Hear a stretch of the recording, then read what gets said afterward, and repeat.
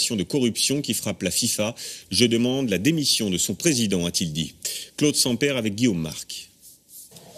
Il n'avait jamais parlé jusque-là. Michel Platini, sourire aux lèvres. En plein scandale de la corruption au sein de la FIFA, il s'exprime pour la première fois et les mots sont très durs. Je suis dépité, je suis écœuré et j'en ai marre. Enough is enough. Donc c'est trop c'est trop. Les gens en ont marre. Les gens ne veulent plus un président que j'aime bien pourtant, mais n'en veulent plus. Voilà, et moi non plus. Le président de la FIFA, c'est lui, Joseph Blatter. Depuis 2 jours, il fuit les caméras. Il n'a pas dit un mot sur les arrestations par le FBI. Michel Platini le connaît depuis près de 20 ans. Ils ont travaillé ensemble, ils sont amis. Ce matin, Michel Platini lui a parlé, les yeux dans les yeux. Alors je lui ai dit, écoute Zep, nous avons gagné ensemble, nous avons travaillé ensemble. Aujourd'hui, je viens te demander de quitter la FIFA, de démissionner de la FIFA, de partir de la FIFA. Parce que l'image est mauvaise, on ne peut plus continuer comme ça. Il m'a dit, Michel, tu sais, on se connaît bien, on s'aime bien, mais c'est trop tard. Je ne peux pas aujourd'hui partir alors que le début du congrès commence cet après-midi. Je lui ai dit, c'est dommage, monsieur le président, je pense que ça aurait été formidable pour toi, pour ton image, que tu comprennes la situation et que tu nous quittes. Joseph Blatter a 79 ans. Demain, il va se représenter à la tête de la FIFA pour un 5e mandat.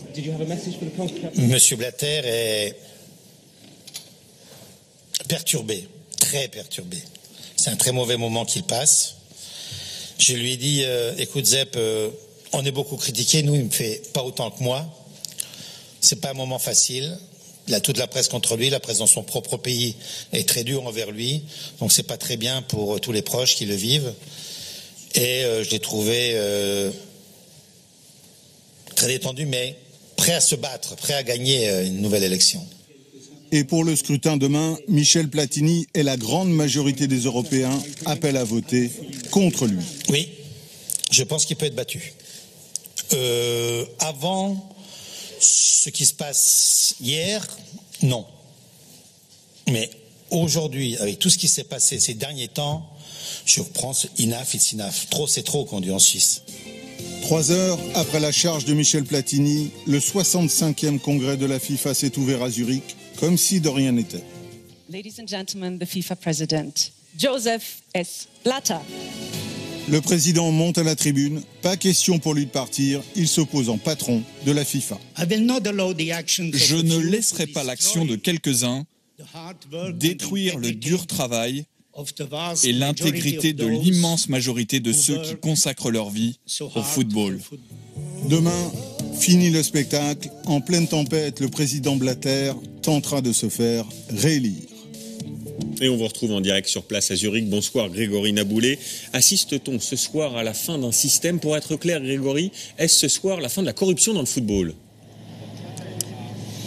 Assurément, ne serait-ce que par l'ampleur de l'opération menée, 14 inculpations, dont un vice-président de l'institution sportive la plus importante au monde, celle qui génère le plus d'argent. Ce soir, la FIFA a compris que quelque part, son autonomie avait des limites. Alors rappelons-le, Sepp Blatter n'est pas visé directement par les affaires, mais il est fragilisé oui, mais pas esselé pour autant, car contrairement à ce que souhaite Michel Platini, d'autres présidents de confédérations, celle d'Asie ou celle d'Afrique par exemple, appellent encore au soutien de Sepp Blatter. Le vote aura lieu demain. Il y a 209 pays membres à la FIFA, chaque pays apporte une voix et c'est paradoxal, mais ce soir, Sepp Blatter pense encore qu'il peut être réélu président de la FIFA demain. Et on suivra ça évidemment sur France 2. Merci Grégory pour ces précisions.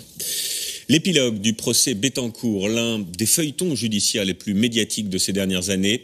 Le jugement est tombé cet après-midi et c'est le confident de la milliardaire François-Marie Bagné qui écope de la plus lourde peine pour abus de faiblesse. Éric Woerth, lui, est relaxé pour trafic d'influence. Dominique Verdaillan et